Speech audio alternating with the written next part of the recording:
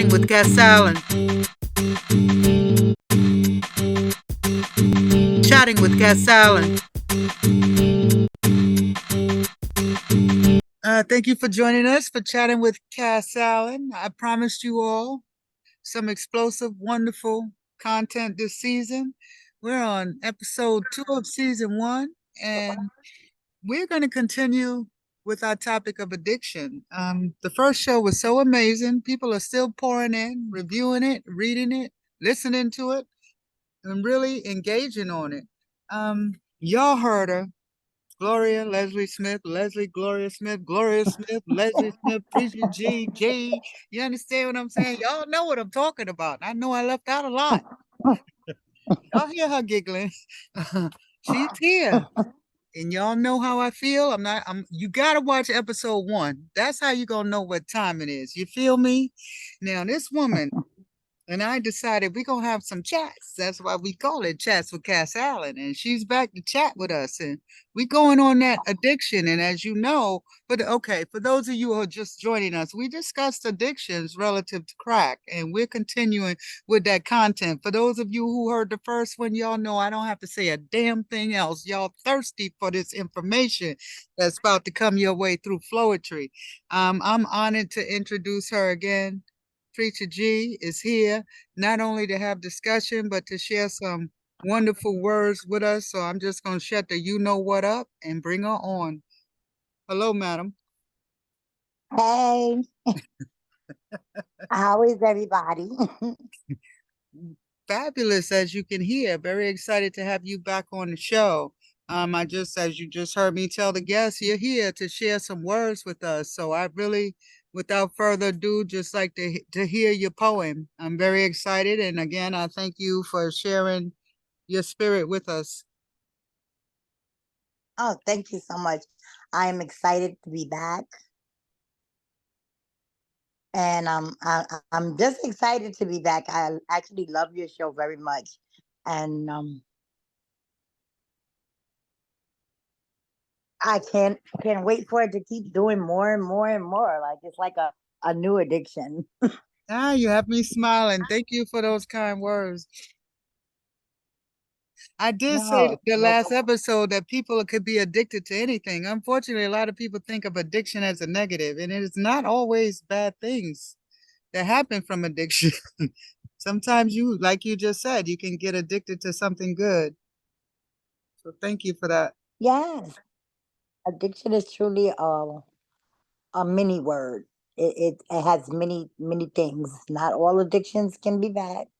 Most are because you become compulsive, but um at least we know there's always hope for recovery. That's true. You ready to share one of your poems with us? I am actually very ready. The name of this particular poem is called Crackhead. And I chose this particular poem because I remember how people act as if you just go outside one day and just decide to smoke crack. Like you just make this decision in your life that, you know what, today I'm gonna smoke crack. So this particular poem is called Crackhead. Beautiful. Let's hit it. Okay. I was a crackhead a long time ago. It was so unreal, I thought I was in a show. Now, you might think this poem is about crack, but it's not. I just want to state a couple of facts. Y'all use the word crackhead so very much, but the drug usually comes after the touch. You know the one that happened when I was 9, when I tried to tell someone they said I was mine? Now I'm older and being touched again. Nobody to talk to because I ain't got no friends. So I take off and I begin to hit the street. The touch is different now. I'm just getting beat. Black eyes, belt buckles while I'm balled up in a curl, while the punches keep landing my head in a swirl. And by the way, I know what I just read, but I'm going to keep going because I've yet to become your crackhead. Now I'm just another statistic. You know the type. Young black girl dating every Tom, Harry, and Mike. Everyone just thinking I'm nothing but a hoe. But here's the reality. I had nowhere to go. So what you saw was all in your head. All I really wanted was a nice warm bed. So while you were tooting up your nose and acting like a boss, you will never understand what being homeless costs. losing all your confidence, having no self esteem, trying to feel pretty, but that's just a dream. Not even 21 yet, broken, damaged, and destroyed. People playing with your emotions like they're nothing but a toy. So, yes, when someone said I feel better if I took one hit, my mind said, cool, I had enough of this shit. So I took it. And life number two began to take its course. I won't go into details, but I promise you the devil lost. So I'm tired. I'm going to go to bed. But remember this poem before you call someone a crackhead. Um, my if on a scale of 1 to 10, I'm digesting, I'm absorbing and processing what you wrote, and I'm gonna go with a 35.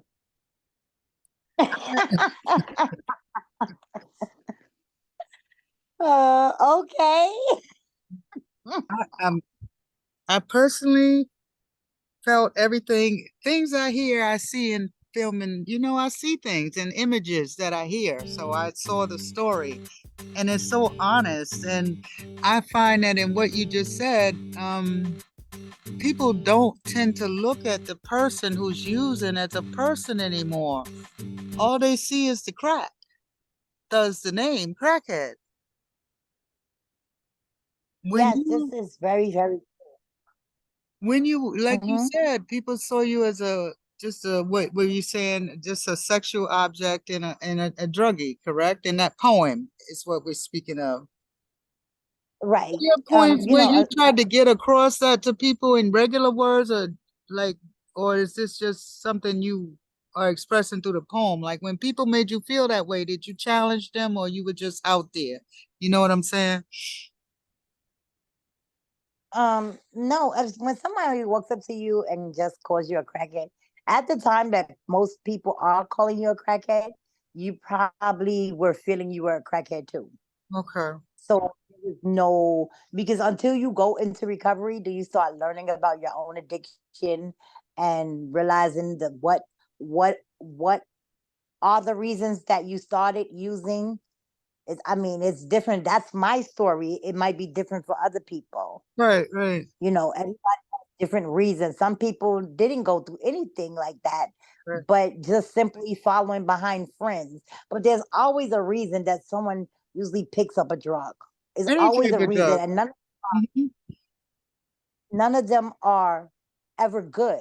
Like Hmm. is picking up a drug is not a thing that people do because you know what? I'm having such a good, holy, blessed day today. God came over me. I'm gonna go and get some crack. Like that's just not how it happens. That's true. It's I had usually my stint with cocaine in my 20s, which I'm very honest about, and it was because of a lure, a group of people who exposed me. We're having fun that day, and you fall in, as opposed to like you said, I wasn't walking down the street and saying, cocaine. I think today's the day that I should try it. That shit didn't come out of the blue. There was influence, exposure. yeah, it usually is. And then, once you start, it's not always some people just have addictive personalities. And once you pick it up, you may think that you're just gonna do it this one time. And it doesn't always happen that way. And then you go through so like like this is my story. Before I even picked up drugs, I had already been raped. I had already been beating. I was already addicted to stuff. I was addicted to being raped. The I pain. was I was addicted to pain. I was addicted to all kind of other stuff. I had a baby murdered, all of that before I became this person that they wanted to call a crackhead. I had already been through so much stuff before the drugs even came. Like drugs just made everything worse, even though you assume that it making it better because now your mental state is saying that I feel good. Right. Sedate But you're me. really Right. thinking that you only feel good one time.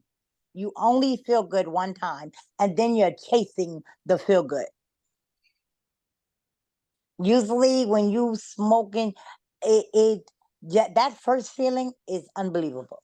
That's what That's what everybody usually what. says. There's nothing like that first time with that particular drug. I find that so fascinating. And what you just Yeah, that say, first. you always chase your first high. That's how I used to hear it when I was younger. That's exactly what we do. And it's funny because we do that a lot in our life. We are chasing something that made us feel good in the beginning. We do it in relationships, we do it Amen. with food, we do it with people and friendships. We have these relationships that in the beginning they were so good, and now we're chasing this because we believe that we can get it back. You're chasing it just like a crackhead. Like crackhead can have so many meanings. Like you're Mhm. chasing a person the same way a person chased the crack. You're going You're a behind person a head, right? fool, right? You're just doing so much Yeah. and not even realize that you are going through an addiction right now. You're chasing somebody because you remember who they used to be. That's such an And you excellent want point. that person back. That was the person that made you feel good. Mhm. And so now trying to get them back, you chasing them. You You get chasing that them like a feeling damn. back. You're right. That is so brilliant. Yes, you're tasting them just like a crackhead. And you can't, even friendships. I've had friendships that in the beginning, oh my God, I couldn't ever see my life without my friend. And then in the end, I kept putting myself in predicaments and situations because I want my friend back. But Yeah. it's not. I'm doing the same damn thing I did in addiction. I'm prostituting myself. I'm just not selling it for money. I'm prostituting it for happiness, sacrificing my time. I'm doing the same things I did in the addiction of the drug. I just didn't become homeless, but I was losing my self esteem because I had took on the self esteem that my friend told me I had. I Right. took on the confidence that my friend gave me. I wasn't capable of learning of having my own self esteem or my own confidence. I needed someone to validate me. The same way the drugs validated, it validated how we felt about ourselves. And then when we get into it with people, we start needing them to validate who we are. That's why it's so important to live your own truth. God said to thy own self be true, to thy own self. No, we don't ever need anyone to validate God. When he climbed on that cross, he gave us all validation that we were awesome and that we were wonderful and we were brilliant and that we are special and we are loved. We don't ever, ever, ever have to chase a person to feel these things because God already gave them to us. And when we begin to take that on and start looking in the mirror and telling ourselves the same thing that God told us, we begin to walk with our heads higher. We begin to walk with our backs arched. We begin to know who we are. We do not begin to think that we have to please people or that we have to be subjected to what people say. I don't care about people talk about me. I love when people talk about me. I love my haters. Thank you, God, for giving them to me. Because if they not hating on me, then I'm not doing something right. And you want haters in your life. People don't be, oh my God, they hating on me. Yes, bitch, hate on me. I want you to hate on me the same way the people who love me. Because then I know I'm doing something right. And then I know that you know then I begin to understand and know that I have come up. The people who hate you usually are people who are just mad because you probably suppressed them in life. You probably overpassed them. Like, how dare this crackhead? Yeah, but call me a crackhead because I'm gonna be the best crackhead you know. You gotta understand that. Call me a crackhead all day, but I bet you I'm the best crackhead you know. And audience, I'm giving And you're y'all mad, the Scooby-Doo face while she's talking. And do continue, Preacher G. right? Because you're mad because I was a crackhead. I spent 40 years of my life fucking up. But I spent the next two outdoing you, being better than you, doing what I was supposed to do. And then you're mad, but some people haven't even had anything as traumatic as I had, and still you're mad at me. Like you and it'd be so funny because why you over here being mad at me? I'm over here crying. I'm in tears and I'm suffering. You think that a smile means that I'm always happy. And it's not always that. That's why you don't supposed to even hate on people. You don't know what people are really going through. The person with the biggest smile is usually the one with the biggest frown, with the biggest problems. The person with the biggest smile is usually the saddest person in the room. People don't understand that, unfortunately. I'm glad you bring that up too. I would like to ask you, when you wrote the poem, were you under the addiction of crack, or were you over it? No, I was, for me, God gave me my poetry as a healing tool. Oh, And I have a lot of poems, and each one is about me, about other people, but I wrote them about me. There, I was about 3 years in my recovery when he started giving me poetry, when he started talking to me, and when I started listening, everything started coming out as a form of poetry. So I have poetry from everything from self-esteem to loving on God to things that I've been through in the street, and just a little bit of everything. sounds like you could keep me So, company through but the I was season. not,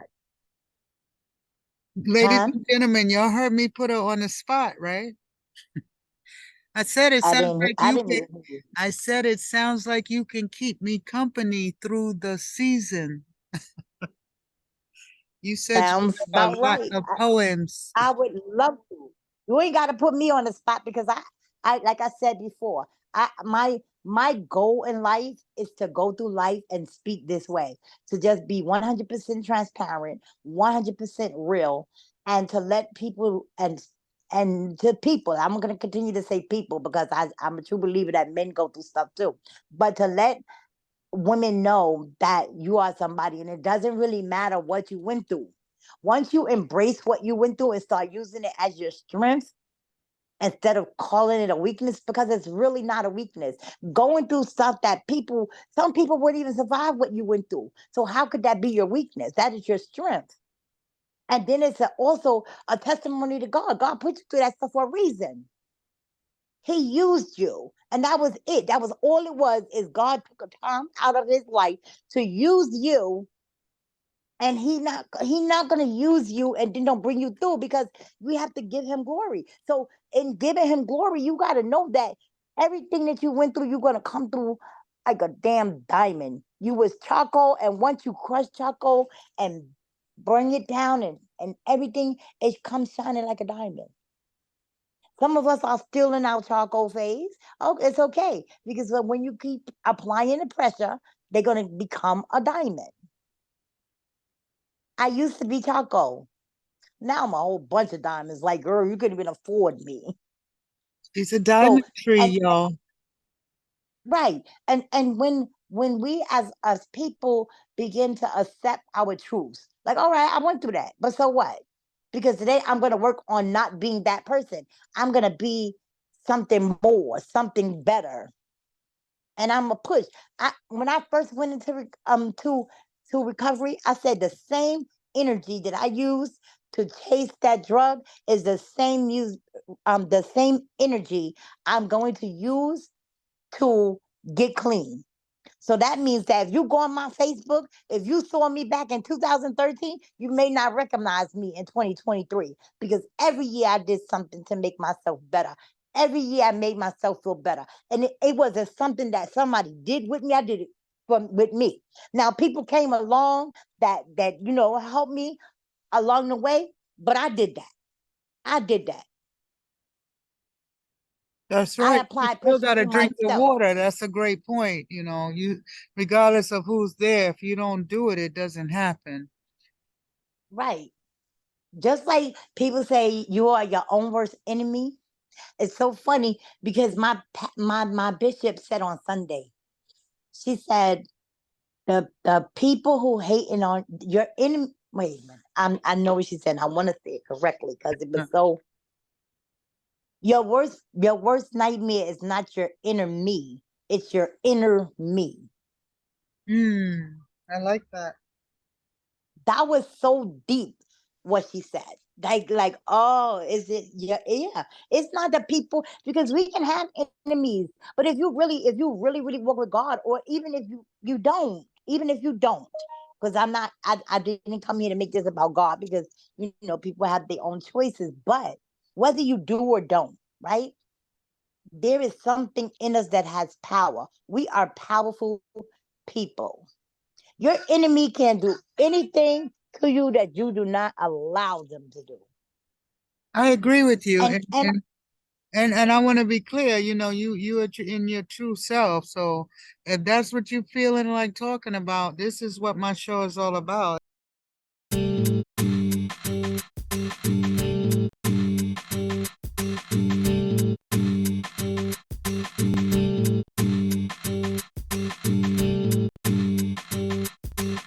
For the people who was going through something that don't believe, people without faith. God need all of them. Those of us that already believe, He's with us, but He needs to be with the people who don't, who having trouble, who struggling, who going through stuff. Those are the most important people. So it's just like in recovery when you go to NA and they say the most important people is the people who just got here. Well, in churchdom or whatever you want to call it, in godhood or however you want to call it, in religion, bringing people to Him is the most important job. That is so important because once people begin to have faith and begin to learn about Him, you just save their life because we know that God can do anything. God is a miracle maker, a miracle worker, a way maker. So when we bring them to them, we help them. And for those of We you whether people listening that weren't here last week, we did talk in depth about that. And when Preacher G spoke about her addiction, she spoke of how she asked God to help, something she hadn't done in her process up until that point. She was praying for things. She said she realized she was praying to the devil, and she began to ask God for help, and great things began to reverse. Correct, Preacher G?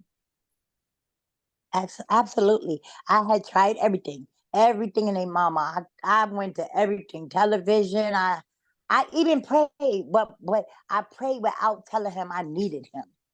Like Mm-hmm. it was a different kind of prayer that I needed to have to get the help that I needed. And once I did ask Him, my life is amazing. No, that being amazing, it don't mean I'm rich. It don't mean none of that stuff. It mean it's amazing because I now realize that He loves me unconditional. It's amazing because no matter what I go through, each day He allow me to open my eyes. That mean that whatever problem I'm having, there's a day for me to fix it. It's amazing because over the course of time, I became a mother. I became a grandmother. I became a friend. I learned the true meaning of loving thyself. I learned the true meaning of having confidence in myself. Not It's amazing just because every day I learn something new. I learn something new about other people. I learn something new about myself. I, Even if it's something so simple as learning that, oh shoot, I do like asparagus. But every day I learn something. Every day is a new day, a new feeling, a new emotion, a new joy. It's always a praise. It's always a praise. Glory be. It's always a praise for God because we didn't have to be here. Some people are not here. There are people on Facebook posting about, I lost this person today. Somebody could be out there saying, we lost Lesley today. But it's not. I'm here to be talking. I'm here to be talking and thanking God that He woke me up and gave me this testimony that I'm able to share it with people, that I'm able to help someone else go through whatever they going through. And it don't have to be the same problem that I went through. Whatever your problem, but the the the answer is all the same. You ask God to help you and you go and you pray and then you start taking action. Whatever your action may be. My action was I needed to go into recovery. Your action may be that you need to go to welfare and get a one-shot deal. Whatever it is, That's true. it's your story, your testimony, and it's for you to decide what it is you need to do. But the only thing you can't do is give up. You just can't give up. You can't ever give up on yourself. You are worth too much to give up on yourself. You are a freaking awesome, priceless being. You can't ever give up on yourself. There is something so valuable about you that you cannot. Even if you just can't give up on yourself. Like I I go on Facebook, right, and I see people, and I don't know them, and I'm good for this. Going on Facebook and just seeing somebody write something, girl, I be in your inbox so fast. Like I know you. Like, hey, boo, what's going on? I have so many people that I don't even know them, and they come and they tell me their problems and everything because I went in their inbox. So when they going through now, and I am not one of them people that be like, "Oh, I'm so sorry." I'm like, "Girl, now you know damn well when the nigga cheated the first time, he was gonna cheat on you. You shouldn't have moved in with him." No, I do not. I keep it 100, no matter what I'm telling you. That's I why will keep it that's why real. people are addicted to you. Speaking of addictions. Well, there are some good addictions. I just say that, I'm Now just you saying. just say that. There are some good addictions. Okay. I mean, if you're gonna get addicted to Do I see you something, blinking your eyelashes over there? that might be true had I put some on, but this is a radio show, no need. You know I can see Yes. energy. Don't play with me. Okay, well, the energy not wearing eyelashes, well, they would not stick. You are so funny. But mm, you have no idea. But moving right along. Oh yeah, I do. It's the audience who doesn't have any idea. See, the audience uh, knows that's me. This true. is not my first show, and everybody knows I love smart, witty people. That's a known fact throughout my life. So they know if you're here, you're smart and witty. Or else I'm not going to talk to you. Okay. Okay. And Well, I'm going to let you it's all more for the know, for people. any of you who have just engaged and didn't hear the introduction in the beginning, we are blessed to be speaking to Preacher G, who is delighted me by telling me she'll be spending some more time with us over the next season. So she's been talking about Yes. the word crackhead and she's been slamming it. She's transparent, she's honest, and we learn a lot. I'm learning a lot. About life in general.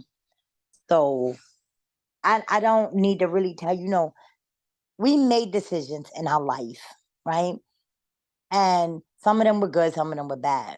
But just because we make a bad decision, we don't have to go be labeled by names that other people give us.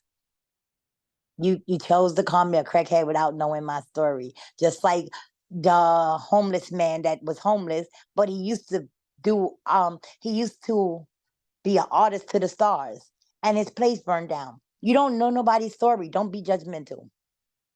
You can ask questions, or even better, let's try to help them. You're being judgmental, which is quite a sin, and remember that one day you shall be judged.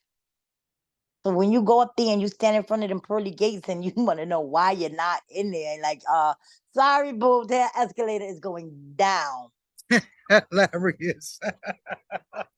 down. Because you forget that God has a wrath. We know that. So don't be judgmental. Don't judge people. Help people.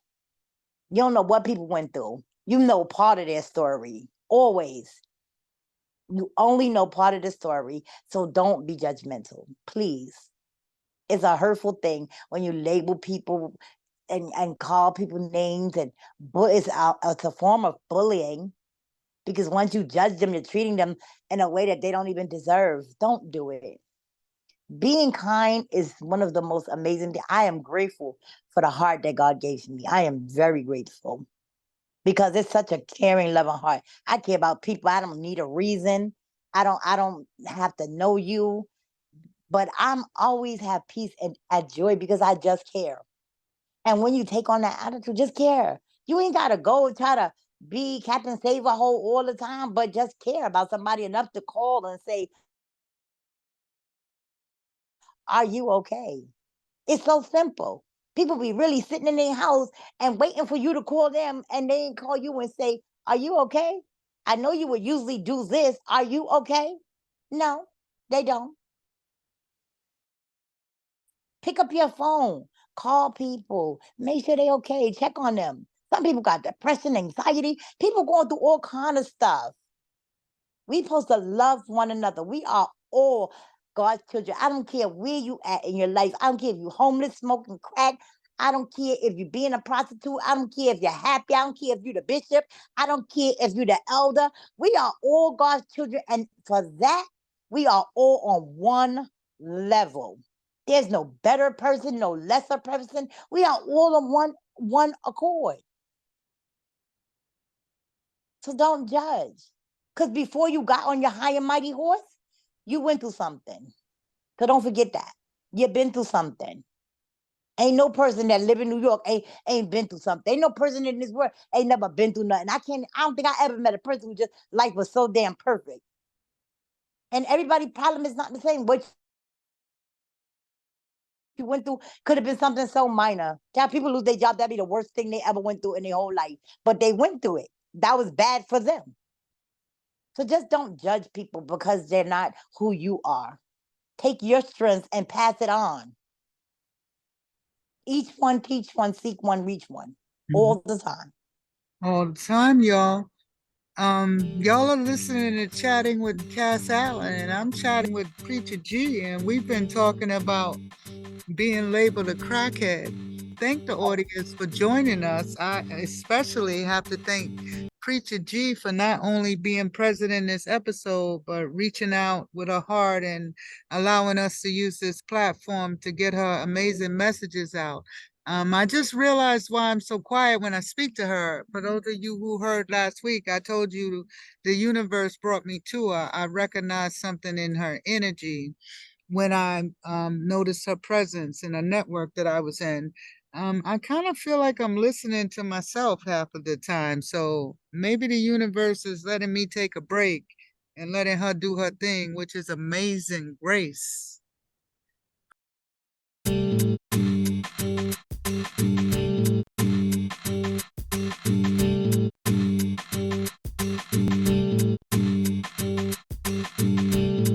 Thank you all for joining us for chats with Cass Allen. We took a little break so that you all could top off your beverages for this final slide with Preacher G and I. She's about to bless us with some more of her words to close out the show.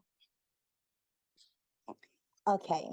So this is my poem about planets. So says, who do I have to talk to when my spaceship is stuck in between each world? What am I to do when my head is taking a twirl? Planet Drugs was the one I used to escape to the most, where depression and sadness was the theme and crack was the host.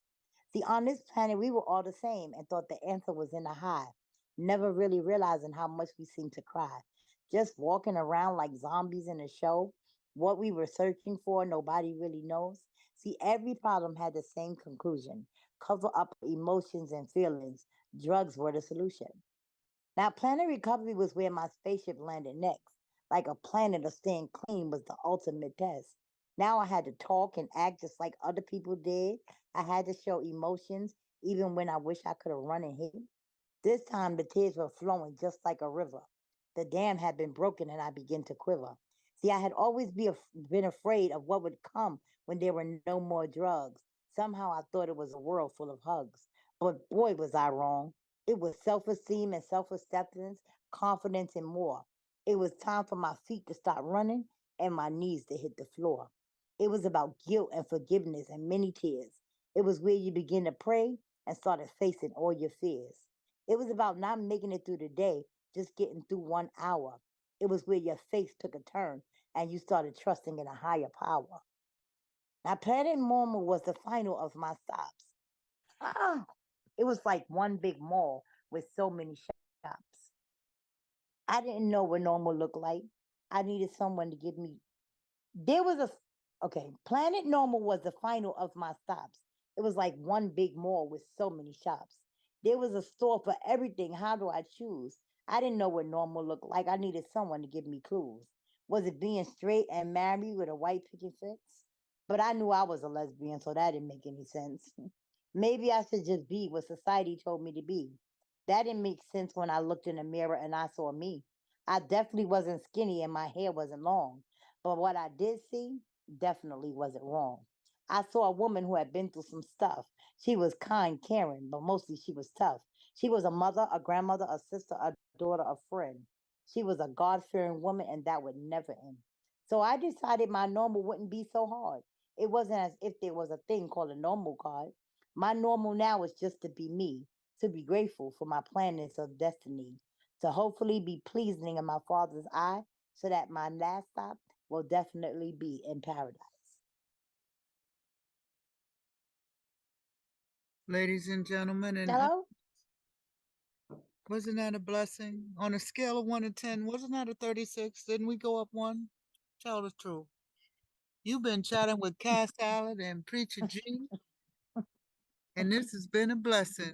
And I'm going to take a real bold chance and say we'll both be back for episode 3.